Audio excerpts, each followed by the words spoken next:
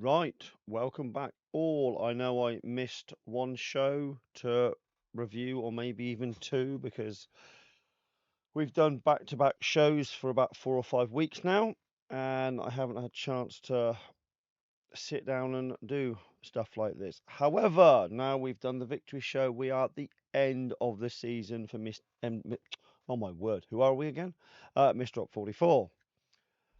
Victory Show is one we love. We do all our awards at the show, and it's like the pinnacle of the year, and it's a great show to end on. So when we stood up to do the morning briefing of the first day, I had the pleasure to tell the lads, and very surprisingly, that Mr. Up 44 is now 5 years old this weekend. And as I said to them, I never expected the group to be 5 years old. I actually at one point never expected us to do a public show. We were just about 8 or 9 guys that met up in my field in Stansted. And doing a public show seemed just so far away that it was almost unthinkable at the time. So to get this far was a great surprise for certainly me and Max as the only two remaining members that go to shows, because Harry is away with the household cavalry doing real soldiering now.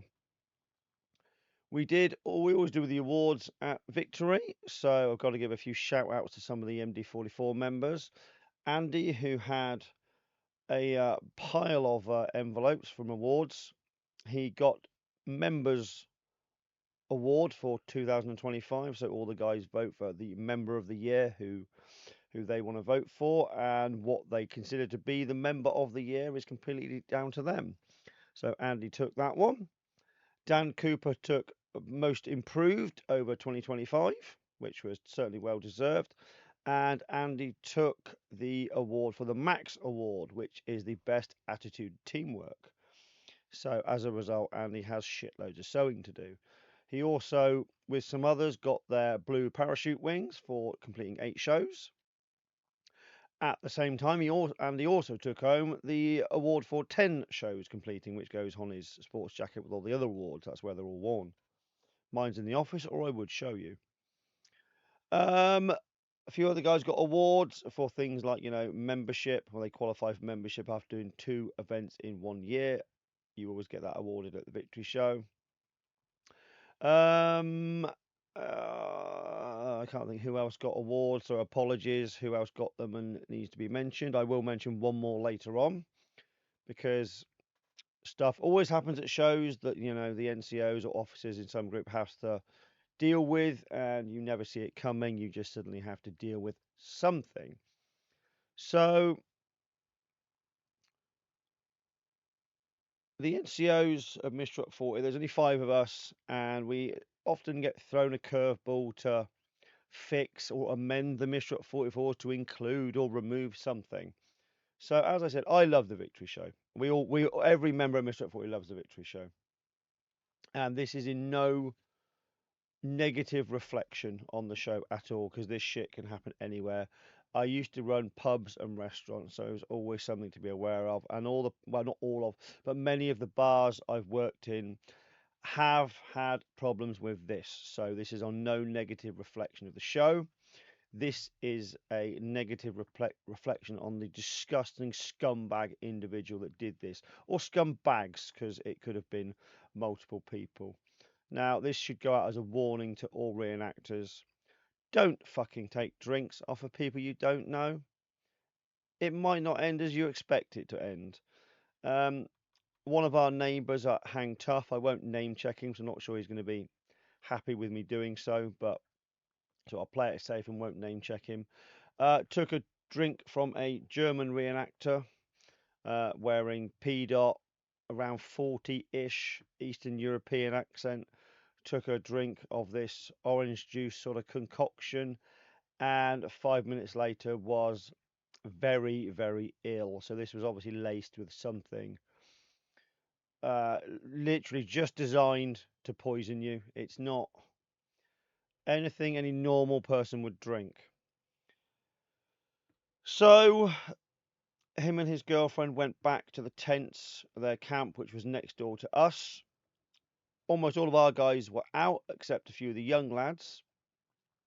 And when I say young lads, I mean very young lads, not yet turned 18. And she had nobody to turn to because she couldn't just leave him and go for help. So she turned to our three young guys.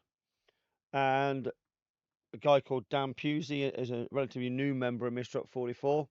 Started running around the site trying to find show staff, first aid, security, or anybody to help. He ran all over the place because it was very late at night trying to find somebody. I think he eventually found a couple of other members of Mr. Up 44, and between them all managed to rouse a paramedic from the 505th 82nd lot. I'm sure his name is Dan Donovan, I believe. If it's not, I apologise, Dan, because I'm absolutely fucking useless with names. And anybody who's met me or come across me at a show and you know who I am, there's a good chance, almost 99%, I will have to pretend I know who you are because I won't. I am fucking appalling with names and faces. Yeah, I can't be perfect at everything, obviously. Um, so then Dan came over and went through just looking after him, make sure he was okay. Before the ambulance was appeared and that I think it was sent away while first aid from the site actually found what was going on and dealt with it in their way. But Dan went above and beyond. He, as an under 18, sort of took charge of going to find things. He called an ambulance.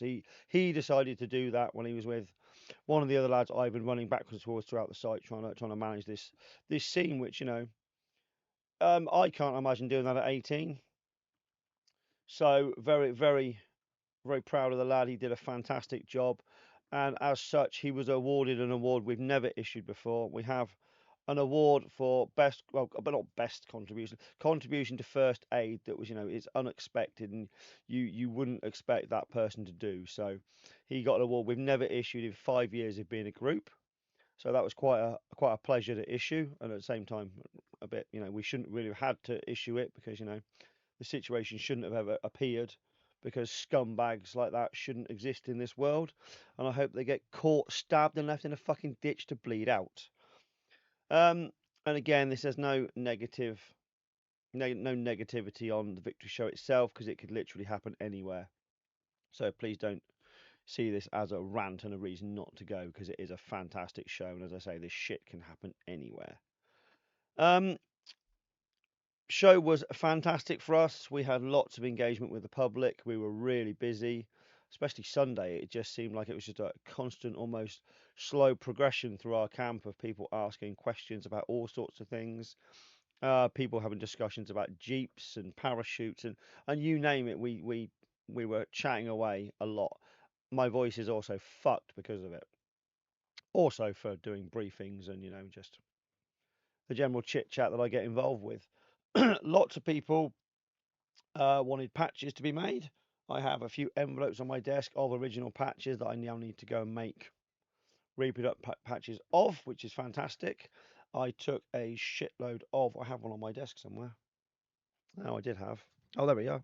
A shitload of these for Tim the German, as we call him. Um, so they were delivered to him. They were amazed at how quickly I did it. I think I did it in less than a week. 20 sets of those, including all the design work. But as I said to him, Tim, it's only 4 letters. 4 letters and 4 full stops. It shouldn't take any problem any time at all. All the other companies sell those shouldery title things for I don't know, fucking ludicrous money for the really what it costs to make. So if you need anything like that sort of style, don't hesitate to contact me because it's super quick to do, and the cost can be pretty much next to nothing. Um, I wanted to charge him almost half the price he paid. He just said, "No, that's too cheap. I'm not paying that. You need more." And I was, of course, willing to accept more money because why would I not? So that was a nice bit of pocket money to spend at the show. I have some, I think, World War One snipery rifle awards to make, which is quite nice. I need to rattle off some 79th armored patches. But going back to the show itself, we had a Facebook message from Keiran Tonge asking if we would like to write a load of mail to other guys in the group, and then we could hand it into them, and the girls could sort it into all the pigeonholes with their post office, and then deliver it at multiple periods throughout the show. Absolutely fantastic. So I said to Max, you need to get onto this. I did this once before, many years ago. Can you send an email or Facebook message or WhatsApp message to every partner of everybody in the group, every mother, aunt, whoever we can find, and ask them to write a letter? And sure enough, Max collected a few letters.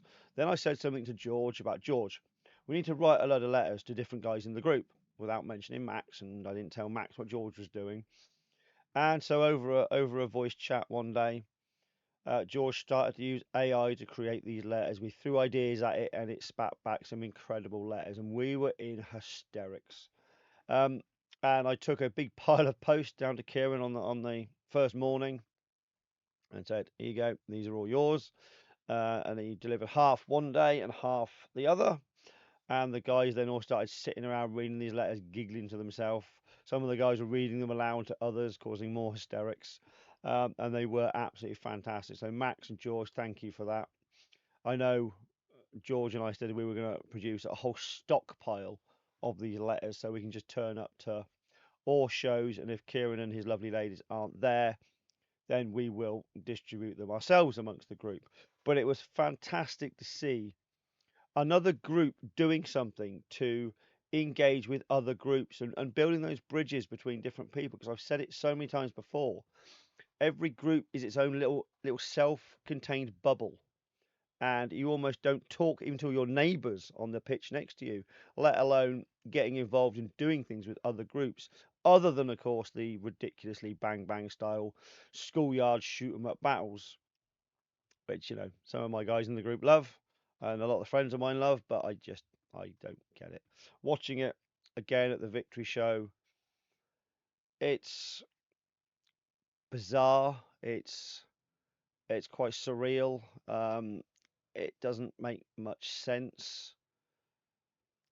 And yeah, there were some very comical moments of a German dressed in almost a watermelon costume, rolling down the dirt bank. That was one of the sort of highlights for me. Even the guy next to me sort of chuckled. So obviously he was watching the same thing I was watching.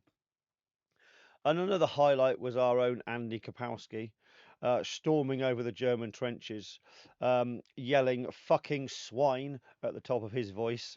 And there's no way the entire crowd by me didn't hear this. It was very audible. So, yes, thank you, Andy, for that giggle you gave us. But yeah, Keiran and his mail service, absolutely incredible. Great display. Love the white painted rocks, the signs, and of course, we're still looking for Dave the pigeon. And more of these things need to happen. It's a shame that Kieran said the same thing, but it's a shame that his group and the one across the road from him with the assault course weren't combined into one large camp display, because they had a very similar sort of theme going. So again, we need more communication with groups to do similar things and have larger, much more impressive displays. But yeah, Kieran's display with the post office and the PX store, absolutely incredible. If you didn't see it, you really missed out, and I hope he shares lots of good photos of that on Facebook. You must have a look if he does. Got to give a shout out to Jamie Burrell, who called me over while I was waiting to be 3D scanned, but more on that in a second. Jamie has bought so many things from me through eBay, the website. I don't even know. I just recognise the name every time it pops up, and he called me over and just said thank you for sending him a few freebies, because if you ever order a few items from me, if I can send you free shit, I will. I will always include something if I can. And I happened to send him a Sicily guide booklet, because obviously doing 80 seconds, I thought it'd be a great sort of pack filler or something. And he said it's funny because when it arrived, he had a Sicily themed event coming up very soon. I was like, oh, perfect, good timing. I'm glad you enjoyed it. And he was very thankful and very full of praise. And it means a lot. But back to the 3D printing thing. Andy gets so many name checks in this video, it's ridiculous. Came running through the camp going, guys, we can be 3D printed and made into models. And we all sort of went, what are you on about? And yet, sure enough, there was this company called that Artifact Armory who scan you with a pretty much a barcode, giant barcode reader, and it has a lovely white flashing light, and they go around and around and around you, and that creates a 3D printable image. The image gets saved, and you can go onto the website, send in a disclaimer, you pay your £10, and they send you a resin model of yourself in whatever pose you chose to do there and then. I took my clipboard with me because I always stand in front of the guys with my clipboard every morning and evening briefing. So I thought that'd be quite apt for my normal pose. I did think about standing there with a mess tin full of coffee. Oh, sorry, canteen full of coffee and a mess tin. Um, but I didn't actually get back to do that one, which was a shame. So I was quite looking forward to doing that. So I've sent my disclaimer in saying, yes, you can print me. Yes, you can use your image with the 3D scan of me for whatever you want.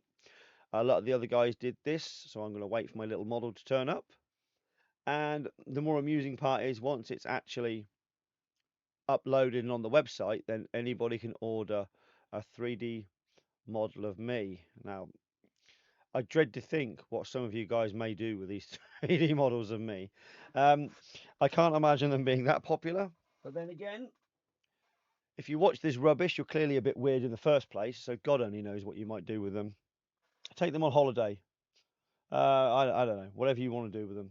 I don't get any commission for them, but I will put a link onto all of the guys who got 3D scanned onto their profile pictures on the company roster of the website. That's the word I'm looking for. So if anybody wants to collect a squad of Misdrop 44 members, then this could be an option. Why you'd want to do that, of course, I've no fucking idea. But why you watch this, I have no fucking idea. Other than that, the season, as I say, is at an end for Misdrop 44. We will try and have a meeting at some point and go through all of next year's events that we want to do and try and get a bit more organised than we were this year. Other than that, I didn't buy anything at the show worthy of mentioning. I got a tanker's jacket, which actually I should have brought in because I should have gave Stand Up Hookup. That's the company I got it from, who sell a lot of the QMI stuff. I said I would mention it in a video. Stand Up Hookup do a rubberized musette bag, the early type. It seems to be a lot more waterproof than the regular ones. It doesn't have that. Hold on, let me grab a Carlisle pouch off my desk. Why it's there, I don't know. It doesn't have that bobbly sort of hexagon checkerboard sort of effect to it. It is more plain and smooth, so obviously water will run off as opposed to soaking in. So if you want a good musette bag, that's a good option at the moment. So Stand Up Hookup, I think it's 40 quid. So for a very, very good looking, useful, more water repellent, let's go water repellent, not waterproof, because I can't guarantee it. Um, musette bag, then that's a really, really strong contender. And I have got one, but again, the stuff is between the house, the shed, the office. It's something's on the decking. I am not yet finished packing everything away. I wanted to get this video done and out there because otherwise all the little thoughts in my head all disappear very quickly. So that's it. Yeah, sorry, there is nothing more. Yeah. If I think of anything else, I will do another video. Thank you to some of the guys who sent me links for things, including Richard Brown. I have a thing to watch 24 hours to D-Day or something. I will try and get through your links at some point. Now the season's over, I will have more time to do all the things you need me to do. So watch YouTube videos and make custom patches and all that sort of fun stuff that I never get round to. Oh, I also believe the postage problem is now resolved with Royal Mail. So if you've ordered something and need it shipping abroad, I should be able to, well, not abroad, to the States. It's only America that causes these problems. So I should now be able to reship to the States. However, I am not changing all my eBay auctions, that will stay with global shipping program because it's a damn sight easier. If you want to do it cheaper, then buy it through the website. That will be shipped however you want. You can have it tracked, you can have it custom, cheap, super fucking slow mail. Not my problem. If you go untracked, uninsured, super fucking cheap, and it doesn't arrive, that is your risk you take trying to save on postage. As per date, I haven't had a single package go missing that way, but there'll always be a first time, so just be aware of that. If you want double tracked, super duper insured, then you know you can spend as much money on postage as you want. It's completely down to you. I leave that in your hands. Right, that is enough ranting about shit from me. I will try and get some more videos done soon. Laters.